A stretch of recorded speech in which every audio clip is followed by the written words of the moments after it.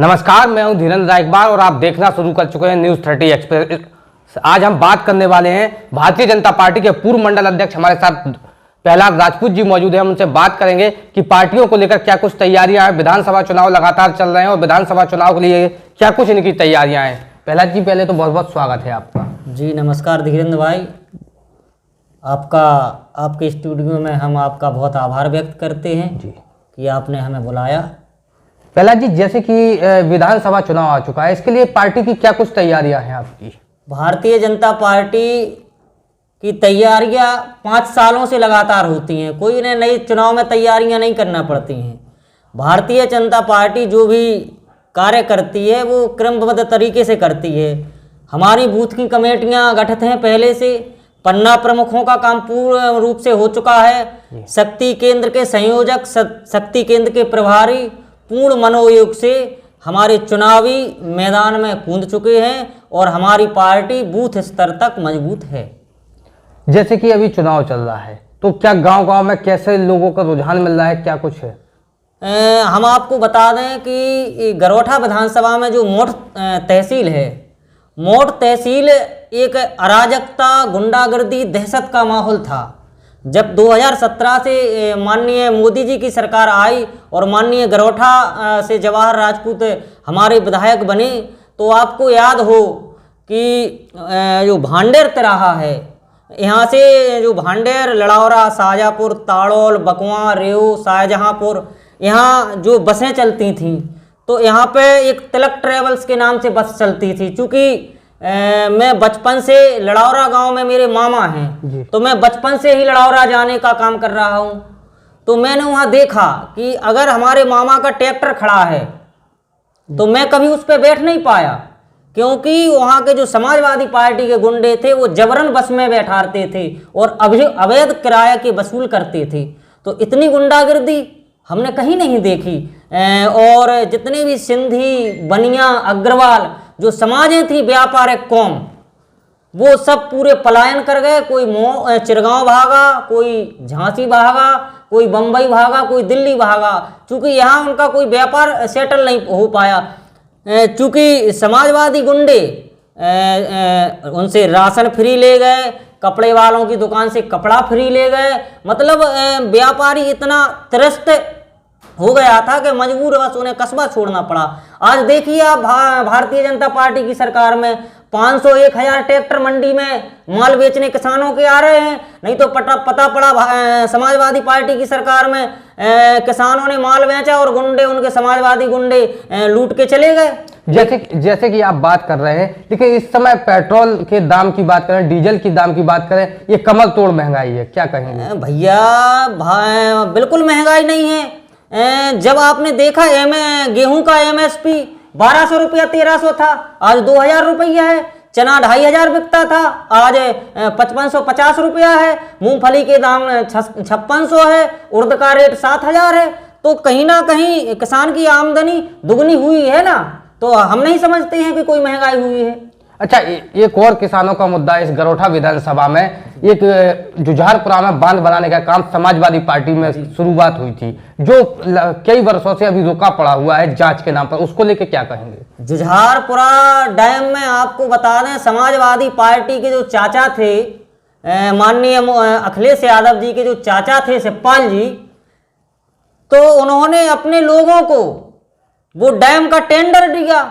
जब उन्होंने मोटी कमाई, जब उसमें ड्रम बनवाने के नाम से उन्होंने उसमें घोटाला किए, तो भारतीय जनता पार्टी के माननीय गरोठा विधायक जी ने उसका जांच करवाने के लिए, तो जांच में समय लगेगा। जब करोड़ों रुपए, अरबों रुपए को आप घोटाला करोगे, वो फर्जी बातें करते हैं। बांध बनवाने के नाम पे वो लूटने का काम कर रहे थे। और माननीय गरोठा विधायक जी ने जो बड़वार झील के लिए जो नहर बनवाई है, हमेशा दीपनारायण सिंह ने वहां JCB रखवाने का काम किया, लेकिन हमारे माननीय जवाहर राजपूत ने उस नहर को खुदवाने का काम किया, जिससे वहां के कम से कम 5 दर्जन गांवों को सीधी सिंचाई मिलेगी।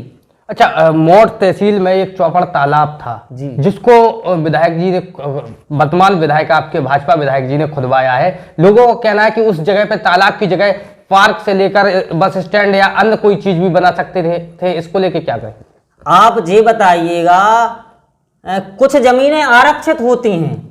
ऐसे गौचर की जमीन जो सरकारी दस्तावेजों में तैनात है, तो आप गौचर की जमीन पे कुछ बना नहीं सकते हैं, क्योंकि वो पहले से गायों या पशुओं, भैंस गायों के लिए चारे के लिए आरक्षित थी। आपने गांवों में देखा होगा या कस्बों में देखा होगा कि कुम्हारों के लिए, मिट्टी के लिए अलग जमीन आरक्षित है, गायों को चराने के लिए अलग जमीन आरक्षित है, गरीब लोगों को पट्टे जिसमें वो आवास बना लें उनके लिए जमीन अलग से आरक्षित है। तो आप ये बताइएगा, तालाब में वहां सीढ़ियां हैं पुरानी के नहीं? मैं महोदय आपसे पूछना चाहता हूं, तो तालाब स्टैंड कहीं और बनेगा ना, जमीन और है नगर पालिका के पास, तो आप स्टैंड और कहीं बनवाएं। जो पुराने तालाब हैं उनका जीर्णोद्धार हो। जल स्रोतों की वैसे बुंदेलखंड में कमी है, तो जल स्रोतों का बढ़ने के लिए माननीय विधायक जी ने वो तो मॉल बनवा रहे थे, उस अकूत संपत्ति पर कब्जा करना चाह रहे थे। माननीय जवाहर राजपूत ने उस तालाब को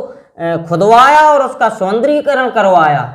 हमारे विधायक जी ने बहुत अच्छा सराहनीय काम किया। अच्छा, गरोठा विधानसभा में कोई 5 ऐसे विकास गिनाए जो एक बड़े स्तर पर किए गए हो? आपको कौन से विकास? माननीय गरोठा विधायक जी ने शिक्षा के क्षेत्र में गोकुल में, लोहागढ़ में और एक और राजकीय हाई स्कूलों की स्थापना की है, जिसमें शिक्षा की ज्योति जले और सड़कों का जाल बिछाया है। आप चाहे पंडोखर से गुरसराय की सड़क हो, चाहे चिरगांव से मोती कटरा की सड़क हो, और चाहे मोट से समथर की सड़क हो, चाहे मोट से भांडेर की सड़क हो, माननीय गरोठा विधायक ने बहुत सड़कें बिछाने का काम किया है।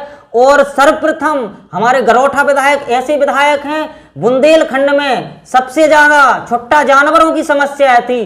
तो आप ये बताओ, क्या समाजवादी शासन में कितनी गौशालाएं बनी? मैं आपसे पूछना चाहता हूं।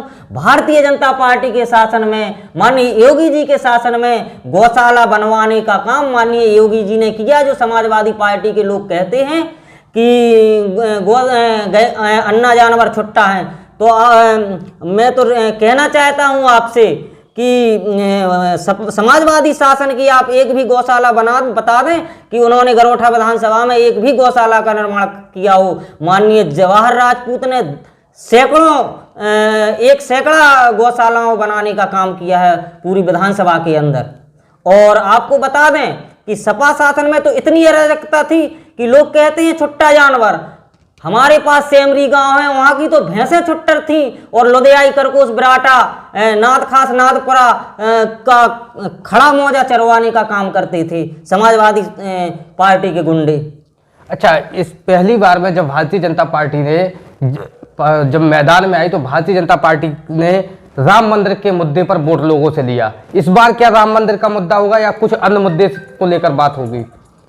भारतीय जनता पार्टी के पास मुद्दों की कमी नहीं है, और भारतीय जनता पार्टी ने चाहे राम मंदिर का मुद्दा हो, चाहे कश्मीर की धारा 370 हो, चाहे 3 तलाक का मामला हो, भारतीय जनता पार्टी से तो लोगों की, मुस्लिमों की, महिलाओं की आस्था है। राम मंदिर के नाम पे हिंदुओं की आस्था है, क्योंकि भारतीय जनता पार्टी के लोग जो बात कहते हैं वो करते हैं। समाजवादी पार्टी के लोगों ने वो कृष्ण के वंशज कहते हैं, लेकिन मैं कहता हूं कि वो वहां पे मथुरा में कृष्ण भगवान का मंदिर बनवा दें अपने आप को, जो कृष्ण के वंशज कहते हैं। जैसे कि काशी में भी बड़ा सुंदरता और विकास हुआ है और अन्य जगहों पर विकास हुआ है, तो इस बार क्या मथुरा की तैयारी है? नहीं, अब वो माननीय मोदी जी और योगी जी का काम है, हम लोग तो छोटे से कार्यकर्ता हैं। तो ये थे हमारे साथ प्रहलाद राजपूत जी, जिन्होंने बताया कि भारतीय जनता पार्टी की तमाम वो मुद्दे हैं, तमाम वो विकास कार्य गिनाए हैं जो गरोठा विधानसभा में हुए। भय, भूख और भ्रष्टाचार के खिलाफ अगर आप वाकई कुछ करना चाहते हैं तो अपनी इच्छा को दीजिए अपनी आवाज, कीजिए मतदान। मेरा वोट, मेरी ताकत।